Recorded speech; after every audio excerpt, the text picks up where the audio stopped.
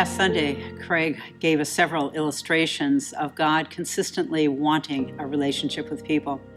We see it throughout the whole of Scriptures, from the very early pages of Genesis all the way through to the end of Revelation. As a child, I remember the story of God reaching out to Zacchaeus. I can hardly speak his name without singing the song that I learned in Sunday school. Zacchaeus was a wee little man was he.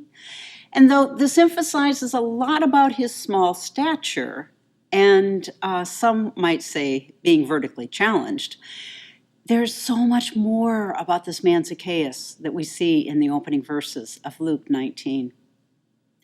Jesus entered Jericho and was passing through. A man was there by the name of Zacchaeus. He was a chief tax collector and was wealthy. He wanted to see who Jesus was, but because he was short, he could not see over the crowd. Now, as a tax collector, Zacchaeus was a very powerful man, and he was wealthy. Also, as a tax collector, he was not well liked or respected. In fact, he and other tax collectors were reviled by the Jews because of their perceived greed and collaboration with the Roman occupiers. They are viewed as money grabbers and oftentimes did line their own pockets with portions of the money that they had collected from the people.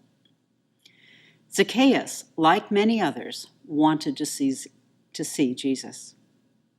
If you've ever sat or stood behind somebody who is taller than you, even if it's just a couple of inches, you can understand his frustration again and again and again. Though there's no way for me to know for sure, I wonder if this crowd may have sort of closed ranks on him and not let him get through at all. After all, they didn't like him. And they were plenty powerless against him as a tax collector. But obstructing his view was something that they could do without being punished.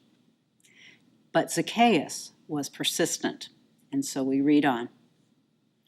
So he ran ahead and climbed a sycamore fig tree to see Jesus, since Jesus was coming that way.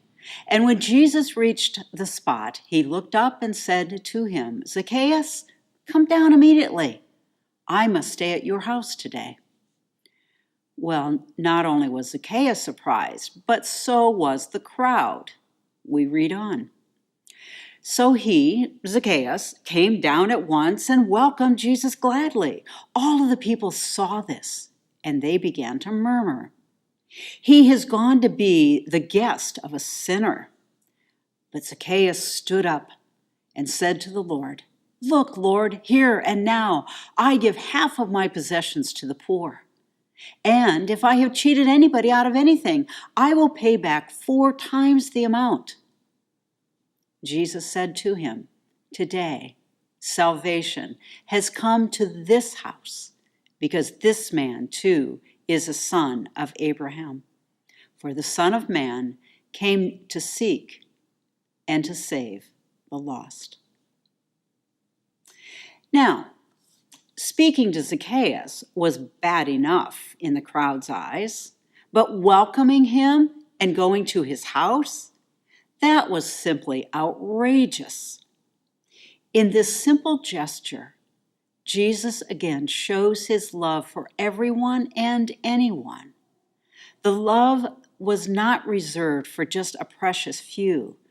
God demonstrated his radical welcome.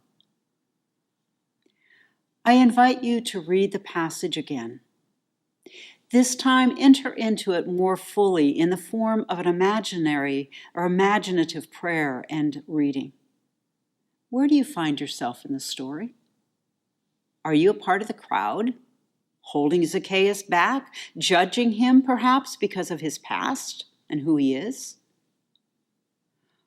Or are you perhaps Zacchaeus, holding feelings of being unseen and insignificant or unliked? What feelings do you have when Jesus stands at the base of the tree? And then think Think for a moment. Who are the Zacchaeuses around us today? Who are those individuals whom you or I inwardly may judge? We don't respect them, or we see them as less worthy or even unworthy of God's love. What would you like to ask or tell Jesus about his actions? I encourage you to spend another time, read the story again. This time, spend time with Jesus at the base of the tree, talking, but more importantly, listening. God bless.